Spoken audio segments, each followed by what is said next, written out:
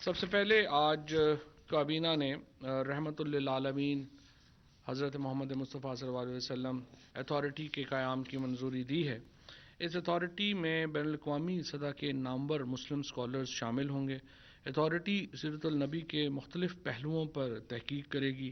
بچوں کی تربیت کے لیے سیرت النبی کی تعلیمات کی روشنی میں جو نصاب کے اوپر جو مشورے ہیں وہ یہ دے گی۔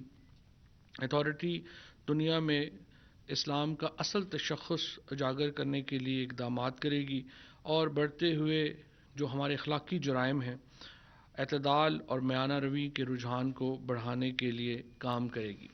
میں یہاں پہ تھوڑا سا یہ ایکسپلین کرنا چاہتا ہوں کہ دیکھیں ہمارا جو بنیادی مقصد ہے یہ اتھارٹی قائم کرنے کا، اس کا مقصد یہ ہے کہ ہمارے ہاں پاکستان کے لوگوں کی بہت بڑی اکثریت 90% سے بھی زیادہ جو سارے زیادہ سے یہاں پہ ظاہر ہے مسلمان ہیں، اور مسلمانوں میں جو 100% مسلمان ہیں، گناہ گار ترین بھی کوئی شخص ہوگا تو اس کا بھی جو دل ہے وہ رسول اللہ صلی اللہ علیہ وسلم کی محبت کے جذبات سے خالی نہیں ہے، اور ایک دیوانہ وار لوگ جو ہیں وہ اپنے نبی صلی اللہ علیہ وسلم سے محبت کرتے ہیں۔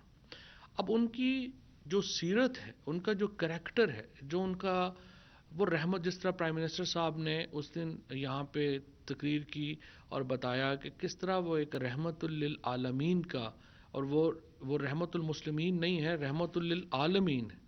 یہ تشخص اس طریقے سے پاکستان میں اجاگر نہیں ہو سکا اب تک۔ بہت سارے لوگ جو ہیں ہم صرف پڑھتے ہیں ان کو ایک مذہبی حوالوں سے، لیکن اپنی زندگیوں میں وہ ٹرانسلیٹ نہیں ہو سکا۔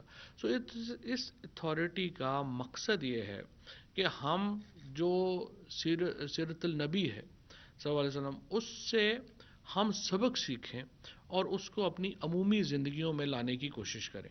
اور یہ ایک روایتی اتھارٹی نہیں ہوگی، اس کے اندر دنیا کے بھی ٹاپ اسکالرز جو ہیں وہ شامل ہوں گے، پاکستان کے بھی جو ٹاپ اسکالرز ہیں وہ شامل ہوں گے۔ یعنی یہ صرف کوئی ایک طبقاتی ایک نئی اتھارٹی نہیں ہم نے بنا دی، یہ ایک جان بوجھ کر ایک بڑی سوچی سمجھی ایک جو بیانیے کی ایک کوشش ہے، اور ہم یہ چاہتے ہیں کہ یہ جو بیانیہ جو ہے وہ جو رسول اللہ صلی اللہ علیہ وسلم کی زندگی ہے اس پہ عبارت ہو، اور ہم لوگوں کو بتائیں کہ کس طرح اسلام جو ہے وہ محبت کے راستے میں پھیلا تھا، وہ رحم کے راستے میں پھیلا تھا، وہ دوسروں کی عزت اور احترام کرنے کے اوپر پھیلا تھا، وہ جو سبق ہے اس میں امانت کا ہے، دیانت کا ہے، اور ایک دوسرے کے خیال رکھنے کا ہے، جس میں اقلیتوں کی، خواتین کی، بچوں کے حقوق ہیں، اور ان کو اجاگر کرنے کی ضرورت ہے، اور اس لیے اس اتھارٹی کے قیام کی منظوری دی ہے۔ اس کے بعد اس سے پہلے رادر کابینہ نے ڈاکٹر عبدالقدیر صاحب کے ایصال ثواب کے لیے فاتحہ خوانی کی، اور پھر اس کے بعد حسب معمول جو الیکٹرانک ووٹنگ مشین ہے۔ اچھا، یہاں پہ میں ڈاکٹر عبدالقدیر صاحب کے بارے میں بتا دوں، میں سوشل میڈیا پہ زیادہ دیکھتا ہوں کہ وہ دیکھ رہے ہیں جی وہ شاید کوئی منسٹر نہیں گیا یا کچھ نہیں گیا۔ 15 سے زیادہ منسٹر جو تھے وہ آخری جو رسومات تھیں، جو جنازہ تھا اس میں شریک تھے۔ بہت زیادہ چونکہ بادل تھے، اور پی ٹی آئی کے لوگوں میں ذرا یہ بھی نہیں ہے کہ ہر جگہ کھڑے ہو کے تصویریں بنائیں اور وہ اس کو وہ کریں، وہ بھی اتنا وہ اس میں نہیں ہوتے۔ تو وہ 15 کے قریب منسٹر تھے، اسپیکر تھے، پھر ہمارے چیئرمین سینٹ تھے، یہ تمام لوگ جو ہیں انہوں نے، اور پھر chairman joint chiefs of staff, chairman naval, یہ جو ہمارے نیول کے سربراہ، یہ بھی جنازے میں موجود تھے۔ سو اعلیٰ ترین سطح کے اوپر لوگوں نے وہ جنازہ جو ہے وہ اٹینڈ کیا۔ سو بہت سارے سوشل میڈیا پہ ہمارا رواج ہے کہ ایسے ہی افواہوں کو ہم بڑی خبریں بنا دیتے ہیں۔ اس کے بعد جو الیکٹرانک ووٹنگ مشین متعارف کروانے اور بیرون ملک پاکستانیوں کو ووٹ دینے کے حوالے سے بریفنگ دی گئی ہے۔ دیکھیے کوئی ایسا موقع نہیں آتا، کوئی ایسا کابینہ کا اجلاس نہیں ہے جس میں ہم نے الیکٹورل ریفارمز کی بات کی ہو، اور جس میں ہم نے جو اس وقت ہمارے بیرون ملک پاکستانی ہیں ان کے لیے جو ہے وہ ہم نے بات نہ کی ہو۔ ہر جگہ ہم نے بیرون ملک پاکستانی جو ہیں ان کے حقوق کے تحفظ کی جو ہے وہ بات کی ہے، اور آج بھی ہم اس کے اوپر قائم ہیں کہ بیرون ملک پاکستانیوں کو لازمی طور کے اوپر ہمیں جو ووٹ کی جو سہولت ہے وہ دینی ہے تاکہ وہ ووٹ کاسٹ کر سکیں۔ کابینہ نے K2 ایئر ویز کی ہوا بازی کے لیے درکار لائسنس کی تجدید کی منظوری دی ہے. اسی طرح سے ایئر سیال لمیٹڈ کو لائسنس کا اجرا کیا گیا ہے. اس وقت جو اسٹیبلشمنٹ ڈویژن نے جو بتایا کہ اس وقت کل 80 اسامیاں منسٹریز میں خالی ہیں، جن پر 40 اسامیوں پر مقابلے کے طریقہ کار کے مطابق تعیناتیاں کرنی ہیں، جبکہ 18 ایسی اسامیاں ہیں، 18 ایسے ادارے ہیں جن کی اسامیاں جو ہیں وہ ختم کی جا رہی ہیں. اور آپ کو میں یہ بتانا چاہتا ہوں کہ بڑا ریئر ہے کہ پی ٹی آئی کی حکومت نے جب بورڈ آف ڈائریکٹرز کریٹ کیے ہیں یا سی ای اوز لگائے ہیں، ہم تقریباً اس وقت 80 کے قریب جو تعیناتیاں ہیں، ٹاپ تعیناتیاں وہ کر چکے ہیں. ایک بھی تعیناتی ایسی نہیں ہے جو میرٹ سے ہٹ کے کی گئی ہو. ایک بھی تعیناتی ایسی نہیں ہے جس کے اوپر لوگوں کو عدالتوں میں جانا پڑے. ایک بھی تعیناتی ایسی نہیں ہے جس کو چیلنج کیا گیا ہو. سو یہ ایک بہت فرق ہے. پچھلے حکومتوں میں ہر تعیناتی عدالت میں جاتی تھی کیونکہ وہ میرٹ سے پروسیس سے علیحدہ ہو کے ہوتی ہے. تو اسے ایک بہت بڑی تبدیلی ہے جو پی ٹی آئی کی حکومت نے کی ہے، اور یہ بھی آج ہی کہا ہے کہ ان کی تعیناتیوں کا جو طریقہ کار ہے وہ مکمل اور شفاف ہوگا. ایک بہت ہی اہم ڈیولپمنٹ میں آج جو اسلام آباد پولیس ہے اس کے اندر ایک نیا یونٹ کریٹ کرنے کے حوالے سے پریزنٹیشن دی گئی ہے، جس کا مطلب یہ ہے کہ جو رائٹ کنٹرول ہے، یعنی جو موب کنٹرول ہے یا جو مجمع سے نپٹنے کے لیے ایک نیا یونٹ اسلام آباد پولیس جو ہے وہ اپنے اندر ڈیولپ کرے گی. اس کے لیے خصوصی ٹیکنالوجیز جس میں ڈرون ٹیکنالوجیز شامل ہیں، ان میں ہمارے جو کیمراز شامل ہیں، باقی چیزیں جو ہیں وہ شامل ہیں. ان کی مدد سے ایک انوائرمنٹ کریٹ کیا جائے گا تاکہ یہ جو موب روزانہ اسلام آباد کے اوپر حملہ آور ہوتے ہیں ان کے لیے جدید ٹیکنالوجی اور تنظیم سے اور تربیت سے مسلح جو پولیس فورس ہے وہ کھڑی کی جائے، تاکہ ہم اسلام آباد میں اس طرح کے جو رائٹس ہیں ان سے اسلام آباد کے شہریوں کو بھی بچا سکیں، اور اوور آل امیج ہمارا جو ہے وہ خراب ہوتا ہے. اب ہم دیکھ رہے ہیں ڈی چوک کے اوپر سپریم کورٹ کی طرف سے پابندی ہے اب کہ یہاں پہ آپ کوئی اس کو بند نہیں کر سکتے، لیکن 10 لوگ بھی روز آ کے جو ہے وہ اس کو بند کر دیتے ہیں. سو اس کی بھی ضرورت ہے کہ اس کو ہم ایک ایسا طریقہ کار بنائیں کہ یہ نہ ہو سکے، اور انشاءاللہ یہ ایک بہت زبردست انیشیٹو ہوگا منسٹری آف انٹیریئر کا اس ضمن میں. کابینہ نے سی پیک منصوبوں پر کام کرنے والے غیر ملکی اہلکاروں کے لیے پاکستان میں آن لائن ویزا سہولت فراہم کرنے کا فیصلہ کیا ہے. افغانستان سے پاکستان آنے والے باشندوں کے لیے ویزے کے حصول پر جو ویزا فیس ہے وہ ختم کر دی گئی ہے، کیونکہ افغانستان میں آپ کو معلوم ہے کہ اس وقت جو سچویشن ہے وہ اتنی خراب ہے معاشی طور کے اوپر کہ ان کے اوپر ویزا فیس رکھنا جو ہے وہ مناسب نہیں ہے. کابینہ نے سرکاری میڈیکل اور ڈینٹل، یہ جو ہمارے فیڈرل گورنمنٹ کے 2 کالجز ہیں، ان کے لیے میرٹ پہ داخلے کی پالیسی دی ہے، جس کے مطابق 50% جو نمبرز ہیں وہ ایف ایس سی کے ہوں گے اور 50% نمبر جو ایم ڈی کیٹ کا ایگزام ہے اس کے مطابق جو ہے ہوگا، اور یہ میرٹ اس طرح سے بنے گا. اقتصادی رابطہ کمیٹی کے 7 اکتوبر 2021 کے اجلاس میں لیے گئے فیصلوں کی توثیق کی گئی ہے. اس میں کچھ اہم فیصلے میں آپ کو بتا دوں کہ اس وقت جو یوٹیلیٹی سٹورز کے اوپر 5 لاکھ میٹرک ٹن گندم کی ضرورت ہے، ان میں سے 3,10,000 میٹرک ٹن گندم جو ہے فراہم کر دی گئی ہے. باقی گندم جو ہے اس کی فراہمی جو ہے وہ تیز تر کی جا رہی ہے. کابینہ نے اس میں تمام باقی فیصلوں کی منظوری دے دی ہے، سوائے ایک جو اسپیشل اکنامک زون کے لیے 2.4 بلین روپیز کا ایک ڈیمانڈ تھی، اس کو ریفر کیا گیا ہے، دوبارہ ڈیفر کیا گیا ہے، اور اگلے اجلاس کے لیے وہ دوبارہ یہاں پر آئے گا. کابینہ نے وزیر توانائی جناب حماد اظہر اور وزیر بحری امور علی زیدی صاحب پر مشتمل ایک ذیلی کمیٹی قائم کی ہے، جو کہ جو ٹرانسپورٹ لاجسٹکس کے 4 اکتوبر 2021 کے اجلاس میں لیے گئے فیصلے کے اوپر یہ دونوں بیٹھیں گے، اور آپس میں جو ڈریجنگ ہے پورٹ قاسم کے اوپر، یہ معاملہ اس کا تھا، اس کے اوپر وہ اپنی ایک پالیسی جو ہے وہ بنائیں گے. ایک بہت ہی بڑا قدم میں سمجھتا ہوں جو اٹھایا گیا ہے، وہ سمندر پار پاکستانیوں کی سہولت کے لیے پاور آف اٹرنی کے دستاویزات کی آن لائن منظوری ہے. یہ ایک جیسا میں نے پہلے عرض کیا کہ کوئی ہمارا اجلاس نہیں ہے جہاں پہ ہم اوورسیز پاکستانیز کے لیے نہ سوچیں. اب تک ہزاروں جو پرزنرز تھے جو باہر تھے ان کو ہم واپس لے کے آئے ہیں. کبھی کسی اور حکومت نے ان غریب لیبررز کو اور ان کے بارے میں نہیں سوچا تھا جو مختلف دنیا میں جیلوں میں قید تھے اور بہت چھوٹے چھوٹے جرائم میں قید تھے. ہم ان ہزاروں لوگوں کو چندہ کر بھی ہم نے کیا ہے, ہم نے اپنے پاس سے بھی جو ہے وہ گورنمنٹ کے پیسے بھی گئے دیے ہیں, اور ہزاروں لوگوں کو ہم پاکستان واپس لے کے آئے ہیں. اب یہاں پہ کیا ہو رہا تھا, پاور آف اٹرنی جب اوورسیز پاکستانیز نے بنانی ہوتی ہے ان کو امبیسی تک ٹریول کرنا پڑتا ہے. امبیسی ایک جگہ کے اوپر ہوتی ہے, ٹریول بڑا دور دور کرنا پڑتا ہے. سو پاور آف اٹرنی کو ہم نے آن لائن کر دیا ہے, اور اب ہمارے اوورسیز پاکستانیز جو ہیں ان کو اپنی پاور آف اٹرنی جو ہے وہ گھر بیٹھے وہ کر سکیں گے. پھر پرابلم یہ بھی ہوتا ہے, آپ لوگوں کو پتہ ہے کہ وہاں پہ جو مزدور ہے یا جو کام کر رہا ہے اس کو اپنا پورا دن ضائع کر کے پاور آف اٹرنی کے لیے امبیسی کے باہر جانا پڑتا تھا. پھر امبیسی کے اپنے مسائل ہیں وہ کر نہیں سکے. لیکن یہ ایک بہت بڑی سہولت ہے, جو ایک اور بہت بڑی سہولت ہے جو پی ٹی آئی کی حکومت نے پاکستان کے بیرون ملک بسنے والے پاکستانیوں کے لیے فراہم کی ہے.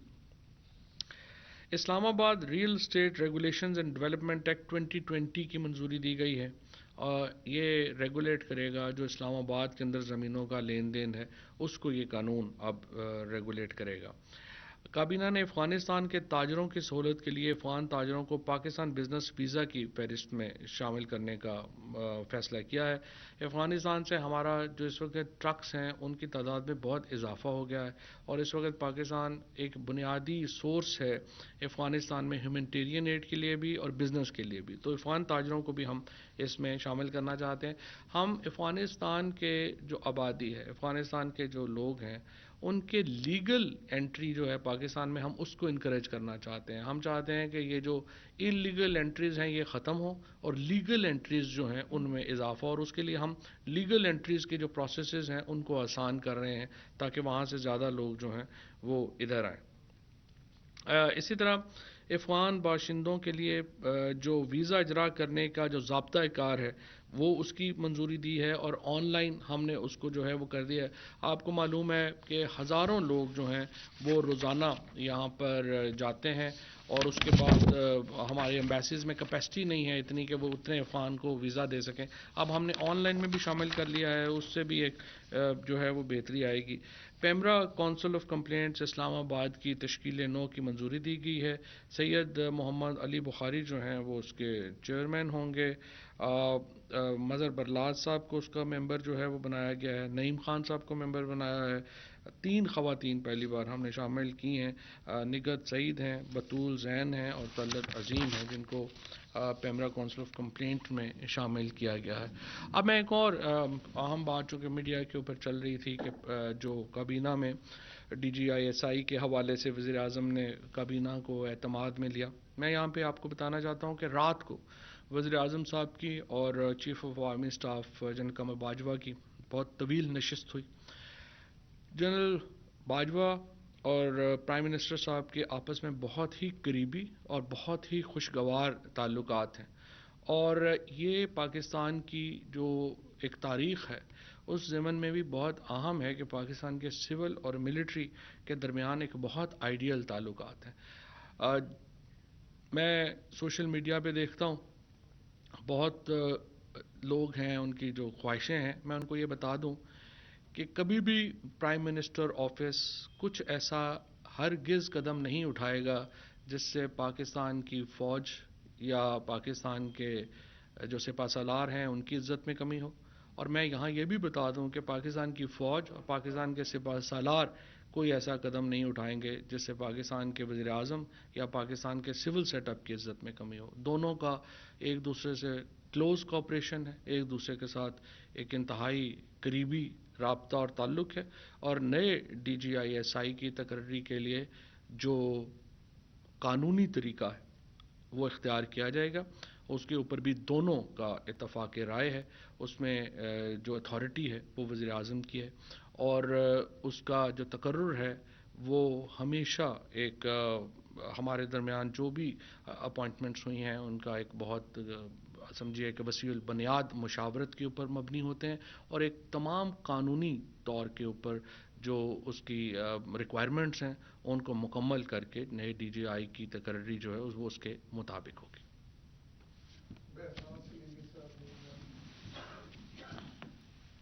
چلو سر آپ نے اس میں یہ بھی واضح کر دیں کہ اگر یہ معاملہ کب تک طے ہو جائے گا, اور دوسرا یہ کہ کیا جو پہلے D G I S I کی اناؤنسمنٹ ہوئی ہے انہی کا تقرر ہوگا, یا کہ آپ کہہ رہے ہیں کہ قانون کے مطابق جو ہے وہ نئی تقرری ہوگی؟ میں نے جس طرح سے آپ کو عرض کیا کہ تمام آئینی اور قانونی تقاضے جو ہیں اس ضمن میں پورے کیے جائیں گے. جی جوئی صاحب, پھر آپ کی باتوں سے یہ لگتا ہے جو اناؤنسمنٹ ہوئی تھی وہ پرائم منسٹر کی منظوری کے بغیر ہوئی تھی آپ کے خیال میں. دوسرا سوال یہ بھی بتا دیں, دوسرا یہ کہ شوکت طرین صاحب کی جو کانسٹیٹیوشنل وزیر خزانہ کی مدت تھی وہ آئندہ 2-3 روز میں مکمل ہو رہی ہے, تو ان کے فیوچر کے بارے میں کوئی ڈیسائیڈ ہو چکا ہے, وہ ایڈوائزر بنیں گے یا کوئی اور طریقہ اختیار کیا جائے؟ پہلے سوال کا جواب میں دے چکا ہوں. دوسرے سوال کا جواب یہ ہے کہ جو شوکت طرین صاحب ہیں وہ ظاہر ہے کہ اس وقت آئی ایم ایف کے ساتھ مذاکرات میں ہیں. جہاں تک اس بات کا تعلق ہے کہ وہ سینٹ کا الیکشن لڑیں گے, وہ بات ہو چکی ہے, اور اس وقت تک جو آئینی اور قانونی طریقہ ہے ظاہر ہے کہ وہ اس کے مطابق اپنا کردار جاری رکھیں گے. جیسے کہ ابھی میرٹ پر تعیناتوں کے حوالے سے آپ نے بتایا, اس وقت 22 گریڈ کی تقریباً کوئی 40 کے قریب اسامیاں خالی ہیں, اور بورڈ جو اپریل اور مئی میں ہونا تھا ابھی تک نہیں ہو پایا ہے. سال میں 2 بورڈ قانونی طور پر ہونے چاہیے تھے, لیکن ابھی ایک بورڈ بھی نہیں ہوا. اور اس کے حوالے سے بتائیے گا کہ اس پر کوئی بات ہوئی ہے یا کچھ اس پر ہو رہا ہے. دوسرا یہ کہ اوورسیز کے حوالے سے موجودہ حکومت نے بڑے کام کیے, لیکن ابھی تک نہ ہی الگ سے کوئی منسٹر اوورسیز منسٹری کا بنایا گیا اور نہ ہی کوئی اسٹیٹ منسٹر ہے. تو جو اوورسیز لوگ ہیں وہ باہر سے یا پاکستان میں جو پروموٹرز ہیں ان کو مسائل کا سامنا کرنا پڑتا ہے پرائم منسٹر تک رسائی کے لیے. تو اس حوالے سے بتائیے گا کیا اس حوالے سے بھی کوئی بات ہو رہی ہے؟ جی, میں یہ بات جو جہاں تک اوورسیز کے منسٹر کا تعلق ہے وہ اس وقت وزیر اعظم صاحب خود ہیں, اور جہاں تک بورڈ کا تعلق ہے اسٹیبلشمنٹ ڈویژن سے میں پوچھ کے آپ کو بتا پاؤں گا کہ وہ بورڈ ابھی تک نہیں ہوا, اور اگر نہیں ہوا تو کب تک متوقع ہوا. صاحب آپ نے سوشل میڈیا کے حوالے سے بتایا, 15 منسٹر بھی اور باقی چیزوں کا بتایا. جس طرح وزیر اعظم نے خود ہدایت کی تھی تمام وزراء سے کہ ارکان پارلیمنٹ شریک ہو, کیا وجہ تھی کہ جو مین بات چیز چل رہی ہے سوشل میڈیا کے اوپر کہ پرائم منسٹر کیوں نہیں شریک ہوئے؟ کیا وجہ تھی اس معاملات میں ہوتے ہوئے بھی قومی ہیرو کے جنازے پہ شریک نہیں ہو سکے؟ نہیں, وزیر اعظم شاید تھے نہیں, اگر ہوتے تو وہ اپنا وہاں پہ بھی آ جاتے. لیکن ایشو یہ ہے کہ جو انہوں نے ہدایت کی تھی اس کے مطابق تمام کابینہ نے جو ہے وہ جنازے میں شرکت کی تھی. سوشل میڈیا کے حوالے سے میں ایک اور بات بھی آپ سے یہ کہنا چاہتا ہوں. دیکھیے, ہمارا پرابلم یہ ہے کہ ہمارا میڈیا جو ہے, کئی دفعہ سوشل میڈیا سے جو میں فیک نیوز کے اوپر بار بار یہ بات کرنا چاہتا ہوں, ایک عمومی کردار, میں ایک تو پہلے تو میں میڈیا کے کردار کو سراہنا چاہتا ہوں. فارمل میڈیا نے جس طریقے سے یہ جب معاملہ چل رہا تھا ہمارا یہ ڈی ڈی آئی کا, اس کو اتنی سینسیشنل نہیں بنایا اور اتنا ذمہ داری سے رپورٹنگ ہوئی, اس پہ میں شکریہ ادا کرنا چاہتا ہوں. لیکن دوسری طرف میں آپ کو یہ بتانا چاہتا ہوں کہ دیکھیے فار ایگزامپل مینار پاکستان کا واقعہ تھا, اب آپ دیکھیے کہ اس میں کس طرح کے حقائق آپ کے سامنے آ رہے ہیں. اس کو لے کر جس طریقے سے ہم نے پاکستان کا ایک پورا ڈھنڈورا پیٹا پوری دنیا میں کہ خواتین یہاں محفوظ نہیں ہیں, اس کے بعد ہم نے باقی مقدمات کو لے کے جس طریقے سے ان طرح کے کیسز کو کیا. میں بار بار یہ کہتا ہوں کہ ہمارا سب سے بڑا چیلنج جو ہے وہ یہ ہوگا کہ ہم نے کس طریقے سے اپنے فیک نیوز کو ریئل نیوز سے علیحدہ جانچنا اور پرکھنا. سو میری پھر درخواست ہوگی میڈیا سے کہ جو آپ سوشل میڈیا پہ اسپیشلی جو چیز آپ دیکھیں اس کو ویریفیکیشن پروسیس میں ضرور ڈالیں, اور اس کے بغیر اس کے سب جو لوگ جو ہیں اس کے پیچھے نہ پڑ جائے گا. جی رضوان سر, آپ نے کہا کہ D G I S I کے لیے قانونی طریقہ کار اختیار کیا جائے گا. پہلا سوال تو یہ کہ کیا پہلے قانونی طریقہ کار اختیار نہیں کیا گیا؟ دوسرا, آپ نے کہا کہ پی ایم کا اختیار ہے کہ وہ تقرری کریں, تو کیا پرائم منسٹر کے ذہن میں کوئی اور نام ہے, کوئی اور شخص ہے جن کو وہ آگے لانا چاہتے ہیں؟ اس حوالے سے ضرور بتائیے گا پلیز. اور یہ کب تک مکمل ہو جائے گا پروسیس؟ جی, میں سوال کا جواب دے چکا ہوں. شاکر عباسی صاحب نے نیوز سے صاحب بلوچستان کا ایک کرائسس ہے کافی گورننس کا, تو کیا اس حوالے سے بھی کوئی بات چیت ہوئی کابینہ میں؟ اور گورنر کو کل بلایا تھا فریاد میں, اور ساتھ ہی بتائیے گا کہ آپ کے ممبر ہیں कराची से उनके इस्तीफे का समझ नहीं आ रही, वज़ीर आज़म हाउस में उनका इस्तीफा नहीं पहुंचा, स्पीकर के पास भी नहीं पहुंचा, तो उनका क्या स्टेटस है?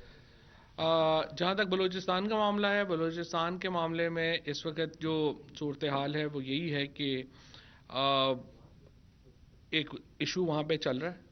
हमारी ख्वाहिश ये है कि स्टेबिलिटी हो, इस्तेहकाम हो, और जो भी पॉलिटिकल और आइनी तरीका है उसके मुताबिक जो है वो चीज़ें आगे बढ़नी चाहिए। और इसी सिलसिले में वज़ीर आज़म साहब को ब्रीफिंग दी है गवर्नर बलूचिस्तान ने वहाँ की सियासी सूरत हाल के बारे में।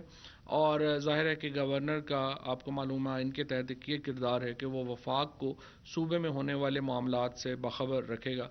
उसी ज़बन में ये मुलाकात थी, और हम इंशाअल्लाह जो भी आइनी और कानूनी तौर के ऊपर तरीका होगा उसको जो है ज़ाहिर है हम स्टेबिलिटी चाहते हैं, इस्तेहकाम चाहते हैं, और उसके मुताबिक जो है वो आगे बढ़ेंगे। इस सिलसिले में स्पेसिफिक इंस्ट्रक्शंस या बात क्या है वो चूँकि मेरी पीएम साहब से मेरी बात नहीं हुई है तो मैं कह नहीं सकता कि स्पेसिफिक बलूचिस्तान के ऊपर क्या पर हमने क्या पोजीशन होगी, लेकिन हम ज़ाहिर आइन और कानून के मुताबिक चलेंगे। जहाँ तक इस्तीफ़े की बात है, कई दफ़ा होता है कि अखबार में या इधर उधर ख़बर आ जाती है लेकिन वो इस्तीफ़ा पहुँचता नहीं है, तो उसके मुताबिक देख लेते हैं। वज़ीर आज़म स्पीकर साहब से कल मेरी बात हो रही थी अलबत्ता, तो उन्होंने मुझे कहा है कि इस्तीफ़ा स्पीकर ऑफिस में कभी भी नहीं पहुंचा, किसी का भी नहीं पहुंचा, तो आप देखते हैं। Thank you sir.